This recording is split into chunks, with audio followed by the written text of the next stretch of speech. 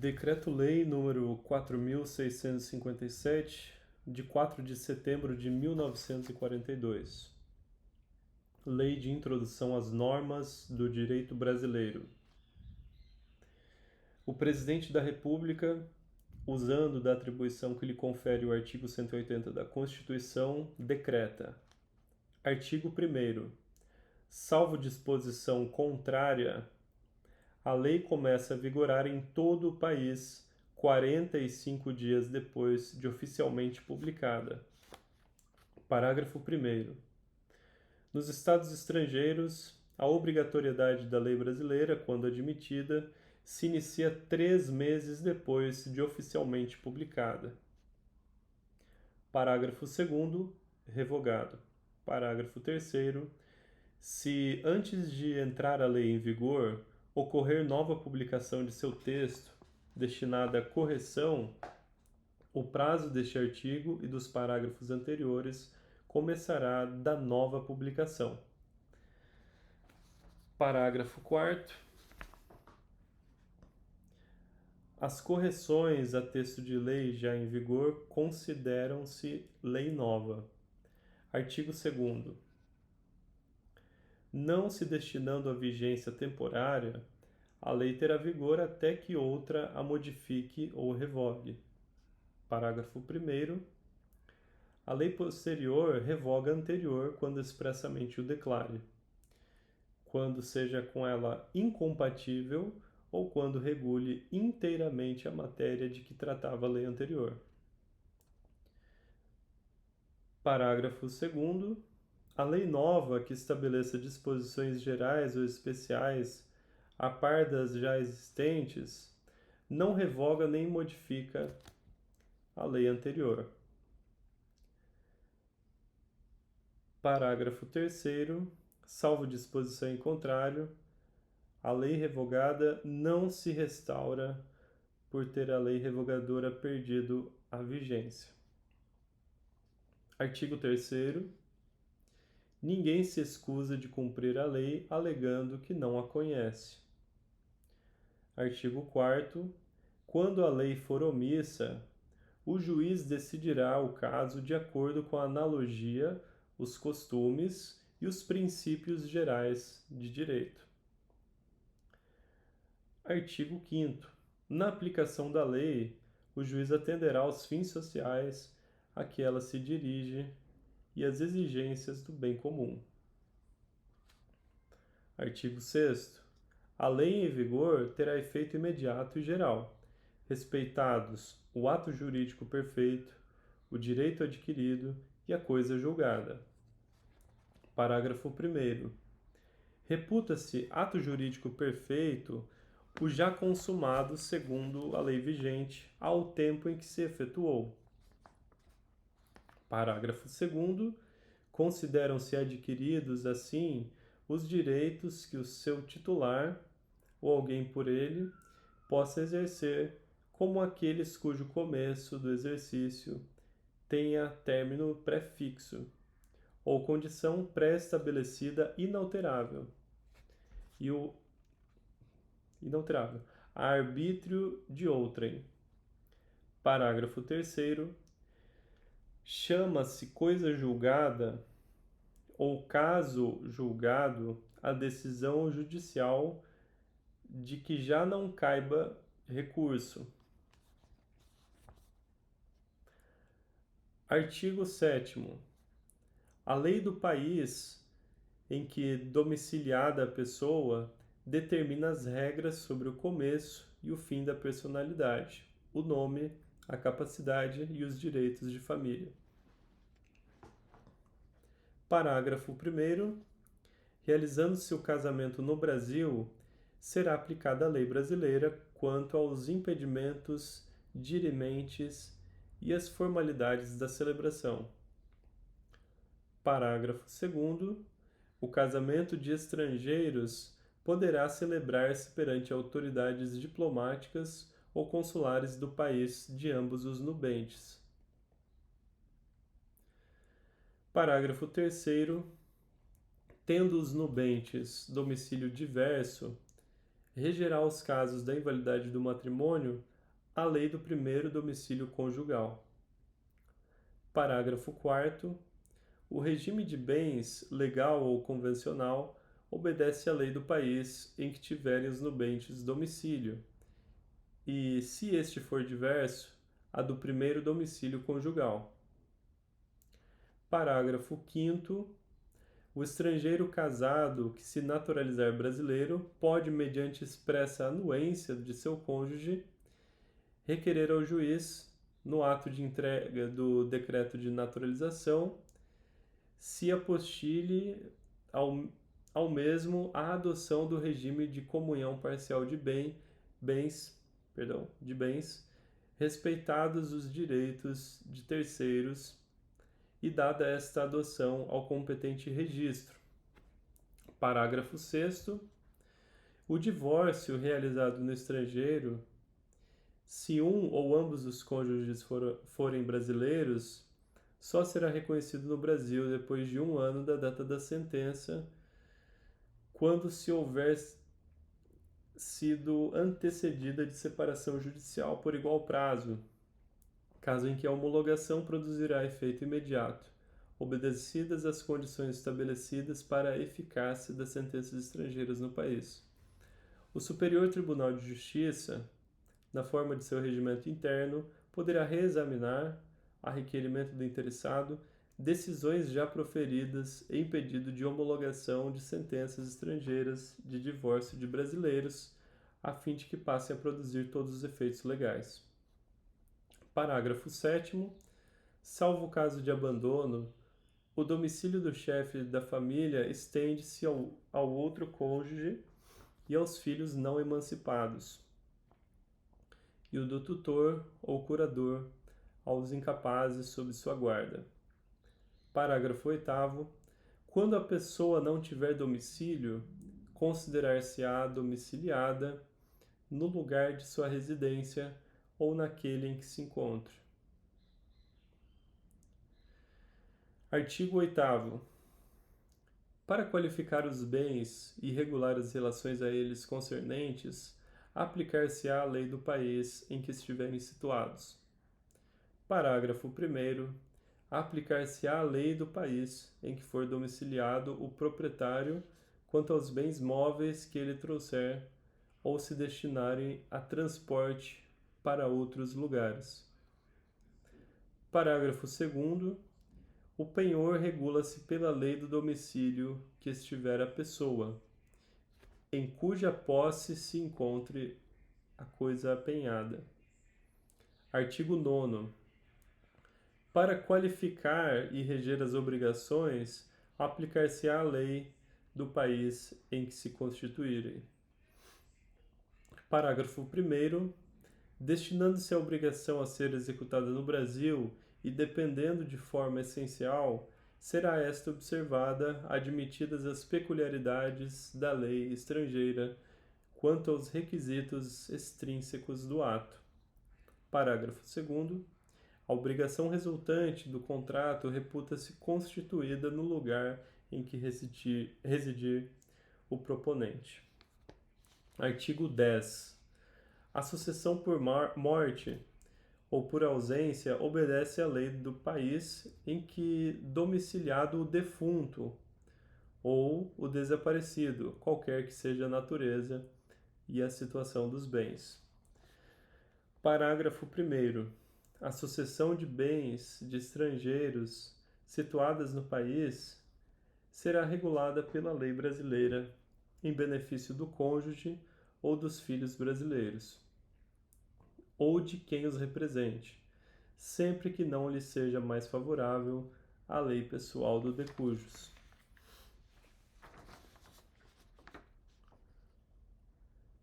Parágrafo 2º.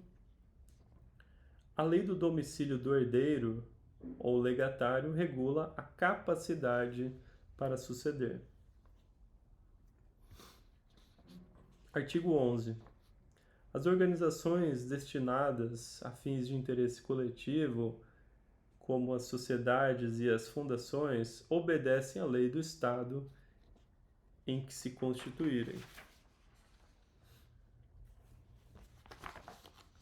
Parágrafo 1º. Não poderão, entretanto, ter no Brasil filiais, agências ou estabelecimentos antes de serem os atos constitutivos aprovados pelo governo brasileiro, ficando sujeitas à lei brasileira. Os governos estrangeiros, bem como as organizações de qualquer natureza. Perdão, esqueci de falar. Parágrafo 2º. Os governos estrangeiros, bem como as organizações de qualquer natureza que eles tenham constituído, dirijam ou hajam investido de funções públicas, não poderão adquirir no Brasil bens imóveis ou suscetíveis de desapropriação. Parágrafo 3º. Os governos estrangeiros podem adquirir a propriedade dos prédios necessários à sede dos representantes diplomáticos ou dos agentes consulares. Artigo 12. É competente a autoridade judiciária brasileira quando for o réu domiciliado no Brasil ou aqui tiver de ser cumprida a obrigação. Parágrafo 1º. Só à autoridade judiciária brasileira compete conhecer das ações relativas a imóveis situados no Brasil. Parágrafo 2º. A autoridade judiciária brasileira cumprirá, concedido o exequatur e segundo a forma estabelecida pela lei brasileira, as diligências deprecadas por autoridade estrangeira competente, observando a lei desta quanto ao objeto das diligências. Artigo 13. A prova dos fatos ocorridos em país estrangeiro rege-se pela lei que nele vigorar, quanto ao ônus e aos meios de produzir-se, não admitindo aos tribunais brasileiros provas que a lei brasileira desconheça. Artigo 14. Não conhecendo a lei estrangeira, poderá o juiz exigir de quem a invoca prova do texto e da vigência. Artigo 15. Será executada no Brasil a sentença proferida no estrangeiro que reúna os seguintes requisitos. Alínea A. Haver sido proferida por juiz competente. Alínea B. Terem sido as partes citadas ou haver-se legalmente verificada a revelia. Alínea C. Ter passado em julgado e estar revestida das formalidades necessárias para a execução no lugar em que foi proferida. Alínea D. Estar traduzida por intérprete autorizado. Alínea E. Ter sido homologado pelo Supremo Tribunal Federal. Parágrafo único. Revogado. Artigo 16. Quando, nos termos dos artigos precedentes, se houver de aplicar a lei estrangeira, ter-se-á em vista a disposição desta, sem considerar-se qualquer remissão por ela feita a outra lei. Artigo 17. As leis, atos e sentenças de outro país, bem como quaisquer declarações de vontade, não terão eficácia no Brasil quando ofenderem a soberania nacional, a ordem pública e os bons costumes. Artigo 18. Tratando-se de brasileiros, são competentes as autoridades consulares brasileiras para lhes celebrar o casamento e os mais atos de registro civil e de tabelionato, inclusive o registro de nascimento e de óbito dos filhos de brasileiro ou brasileira nascida no país da sede do consulado. Parágrafo 1º. As autoridades consulares brasileiras também poderão celebrar a separação consensual e o divórcio consensual de brasileiros, não havendo filhos menores ou incapazes do casal e observados os requisitos legais quanto aos prazos, devendo constar da respectiva escritura pública as disposições relativas à descrição e à partilha dos bens comuns e à pensão alimentícia e ainda ao acordo quanto à retomada pelo cônjuge de seu nome de solteiro ou a manutenção do nome adotado quando se deu o casamento. Parágrafo 2º. É indispensável a assistência de advogado, devidamente constituído, que se dará mediante a subscrição de petição, juntamente com ambas as partes, ou com apenas uma delas, caso a outra constitua advogado próprio, não se fazendo necessário que a assinatura do advogado conste de escritura pública. Artigo 19. Reputam-se válidos todos os atos indicados no artigo anterior e celebrados pelos cônsules brasileiros na vigência do Decreto nº 4.657, de 4 de setembro de 1942, desde que satisfaçam todos os requisitos legais. Parágrafo único. No caso em que a celebração destes atos tiver sido recusada pelas autoridades consulares, com fundamento no artigo 18 do mesmo decreto-lei, ao interessado é facultado renovar o pedido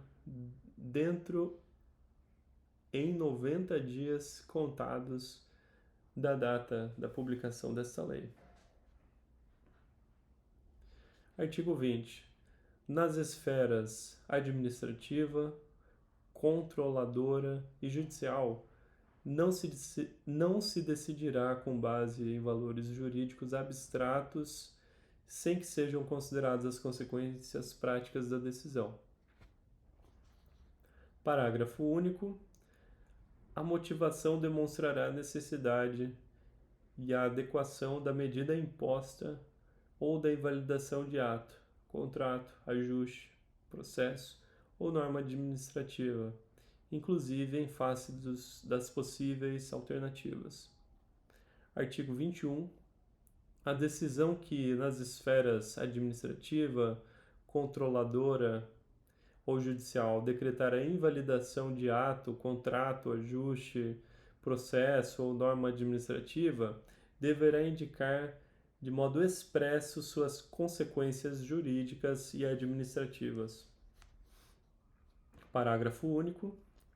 A decisão a que se refere o caput deste artigo deverá, quando for o caso, indicar as condições para que a regularização ocorra de modo proporcional e equânime e sem prejuízo aos interessados gerais, não se podendo impor aos sujeitos atingidos ônus ou perdas que, em função das peculiaridades do caso, sejam anormais ou excessivos. Artigo 22. Na interpretação de normas sobre gestão pública, serão considerados os obstáculos e as dificuldades reais do gestor e as exigências das políticas públicas a seu cargo, sem prejuízo dos direitos dos administrados. Parágrafo 1º. Em decisão sobre regularidade de conduta ou validade de ato, contrato, ajuste, processo ou norma administrativa, serão consideradas as circunstâncias práticas que houverem imposto, limitado ou condicionado a ação do agente. Parágrafo 2º. Na aplicação de sanções, serão consideradas a natureza e a gravidade da infração cometida, os danos que dela provierem para a administração pública, as circunstâncias agravantes ou atenuantes e os antecedentes do agente. Parágrafo 3º. As sanções aplicadas ao agente serão levadas em conta na dosimetria das demais sanções de mesma natureza e relativas ao mesmo fato. Artigo 23.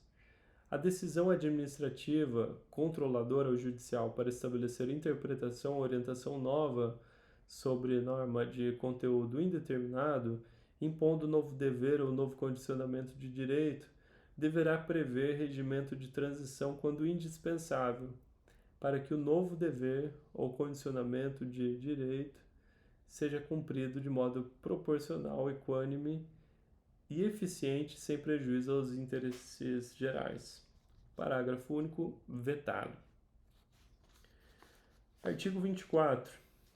A revisão das esferas administrativas, a revisão nas esferas administrativa, controladora e judicial quanto à validade de ato, contrato, ajuste, processo ou norma administrativa cuja produção já se houver completado, levará em conta as orientações gerais da época, sendo vedado que, com base em mudança posterior de orientação geral, se declarem inválidas situações plenamente constituídas.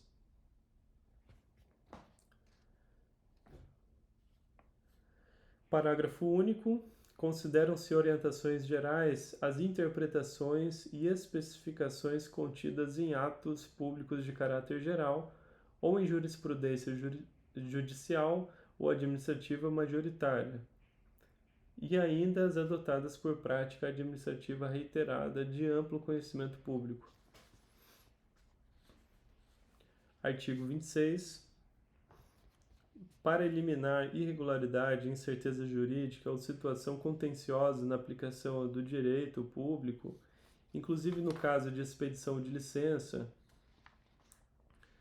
a autoridade administrativa poderá, após oitiva do órgão jurídico, e quando for o caso, após realização de consulta pública e presentes razões de relevante interesse geral, celebrar compromisso com os interessados, observada a legislação aplicável, o qual só produzirá efeitos a partir de sua publicação oficial. Parágrafo 1º. O referido no caput deste artigo buscará solução jurídica proporcional, equânime, eficiente e compatível com os interesses gerais.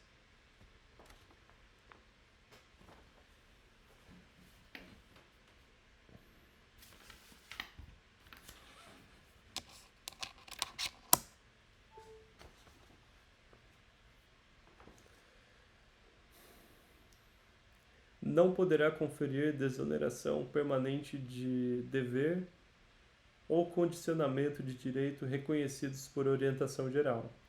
Deverá prever com clareza as obrigações das partes, o prazo para seu cumprimento e as sanções aplicáveis em caso de descumprimento.